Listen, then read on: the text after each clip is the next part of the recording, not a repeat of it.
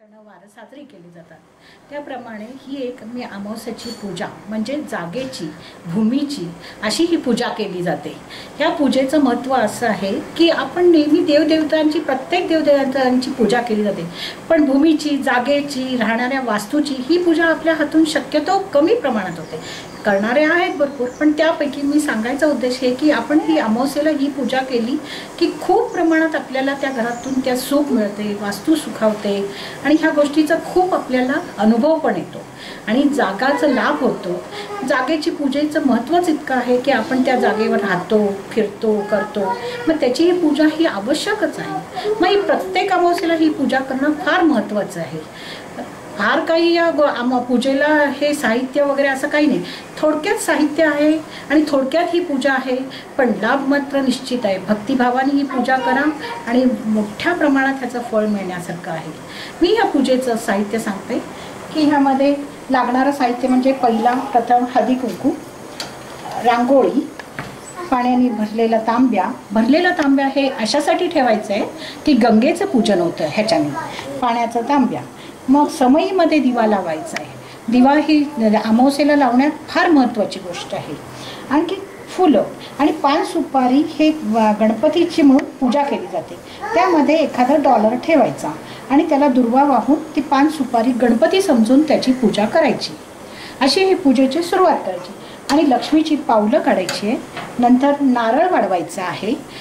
प्रथम पूजा झाल्या दूध साखरेचा नैवेद्य दाखवायचा आणि थोड्या वेळाने आपल्या घरातील नैवेद्य फार प्रमाणात नाही झालं तरी दही भाताचं नैवेद्य मात्र तिला फार आवश्यक आहे।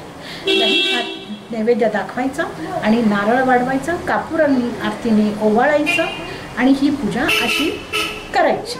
आता मी पूजेला सुरुवात करते। प्रथम रांगोळी काढून घ्यायची असते आणि त्या रांगोळीमध्ये मी ते देवतांची नावं लिहिली जातात। मी तुम्हाला दाखवते त्या पद्धतीने। आता आपल्या पूजेच्या मांडणीला आपण सुरुवात करूया। आपल्या घरातल्या कोणत्याही कोपऱ्यामध्ये किंवा पूर्वेला किंवा उत्तरेला ही पूजेची मांडणी करायची आहे।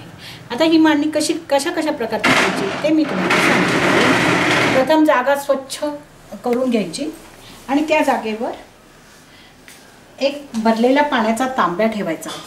ह्या तांब्याचा उद्देश असा की इथे आपण ह्या तांब्यामध्ये पाणी ठेवल्याने ती गंगेचं पूजन केलं जातं, ती गंगा समजली जाते।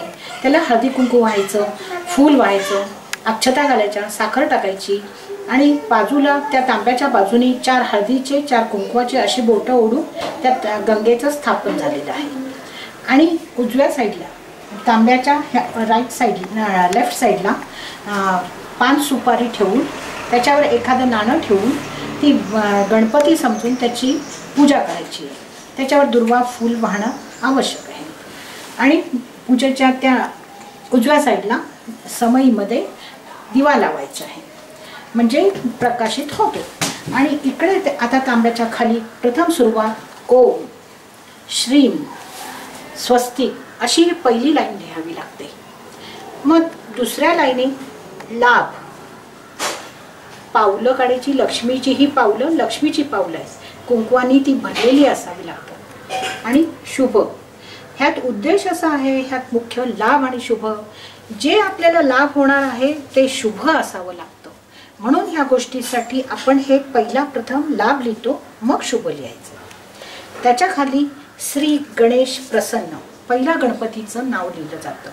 मग नंतर श्री कुलदेवता प्रसन्न म्हणजे आपल्या घराण्यातली कोणतीही कुलदेवी कुलदेवता असेल त्याचं नाव लिहून ते आपल्याला पूजन करायचं। श्री भूमाता प्रसन्न हे तिसरं नाव लिहायचं, ज्यामुळे आपण ही आता जागेची किंवा भूमीची पूजा करत आहोत त्याच्यासाठी तिला हे मान द्यायचं आहे। श्री भूमाता प्रसन्न ही सगळी जागेचीच पूजा आहे, पण हे पूजेसाठी हे लिहायचं आहे। मग असं आपलं महिरप असं काढून घ्यायचं आणि ह्याच्या खाली गरुडाची रांगोळी काढायची आहे। ती गरुडाची रांगोळी सुद्धा अशी प्रथम 4 ठिपके ठेवायचे, 4 बाय 4। मग ते असे लाईन जोडून टाकायचे, त्यांची एक लाईन जोडवायचं आणि त्याला अशी मोठी तोंड करून चोच काढायची आणि एक ठिपका ठेवला म्हणजे तो डोळा झाला। खाली पाय काढायची आणि बाजूला पंख घ्यायची। अशा तऱ्हेने गरुड काढायचा। गरुड काढण्याचा उद्देश सुद्धा हा आहे की आपल्या घरात वाहन असावं लागतं। जसं विष्णूचं वाहन गरुड आहे, ज्यामुळे लक्ष्मीला घेऊन गरुडावर विष्णू फिरतात, त्याप्रमाणे आपल्याही घरी वाहन असलं की आपण त्याचा लाभ घेऊ शकतो. म्हणून गरुडाची पण पूजा ह्या दिवशी करणं फार आवश्यक आहे. आणि हे सगळं असं मांडून दूध साखरेचा नैवेद्य दाखवायचा आहे.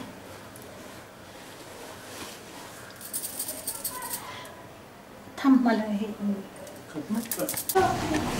अशा रीतीने ही पूजा मांडून आपण नैवेद्य दाखवलेलं आहे. दूध साखरेचा व दही भाताचं हे नैवेद्य दाखवलं गेलं आहे. आणखीन त्याशिवाय नैवेद्य दाखवताना देवीची आरती म्हणणं आवश्यक आहे. आणि हे सगळी लिहिलेली नावं सुद्धा ती म्हणायची आणि देवीला तुपाच्या आरतीने पाजळायचं. आरती म्हणून घ्यायची, नैवेद्य दाखवायचा, कृष्णार्पण म्हणायचं. घरात जर आपली वास्तू उरलेल्या ठिकाणी असेल त्याही वास्तूला नैवेद्य दाखवणं आवश्यक आहे. अमावस्येच्या दिवशी वास्तूला नैवेद्य दाखवणं फार आवश्यक आहे. आणि ह्या तऱ्हेने देवाला आणि ह्या पूजेला आणि त्या वास्तूला ह्या 3 ठिकाणी नैवेद्य दाखवलंच पाहिजे आणि आरती म्हटली पाहिजे. प्रथम तुम्ही सुखकर्ता गणपतीची आरती घ्या आणि मग दुर्गे दुर्गाची घ्या. अशा रीतीने देवीची आरती पूर्ण झाली आणि ही पूजा पण व्यवस्थित मांडली गेली. या पूजेच्या ह्याच्याने घरात सुख, समाधान, शांती तर होतेच, कारण एक दृष्टीने आपण वास्तूला समाधान केलेलं असतं, तिचं पूजन केलेलं असतं. जागेची पूजा झालेली आहे, भूमीची पूजा ह्या दृष्टीने झालेली आहे. तुम्हाला नक्कीच जागेत लाभ होणार, तुम्हाला भूमी मिळणार, तुम्हाला प्रत्येक तुमचं आवश्यक मनातली जी इच्छा असेल ते तुम्हाला लाभेल. असं बरेच अनुभव आम्हाला ह्या गोष्टीतून आलेले आहेत, ह्या पूजेतून आलेला आहे. म्हणून ह्या दृष्टीने मी ही पूजा सगळ्यांना ह्या पूजेचा फायदा मिळावा ह्या दृष्टीने मी हे दाखवलेलं आहे. आणखीन मग नंतर दुसऱ्या दिवशी ह्या पूजेचं विसर्जन करताना दूध साखरेचा नैवेद्य दाखवून अगरबत्ती पाजळायची. आणखी पुनरागमनायच असं 3 वेळा म्हणून सगळं पूजा विसर्जित करायचं. म्हणजे सगळी पूजा मांडलेली आपण पुसून काढायची एका फडक्याने, किरसुणीने नाही, हाताने सगळी पूजा घ्यायची आणि सगळं पाण्यामध्ये विसर्जन करायचं. म्हणजे दुसऱ्या दिवशी ते पूजनाचं व्यवस्थित सांगता झाली. अशा रीतीने ही अमावस्येची पूजा फलद्रूप होईल. नमस्कार.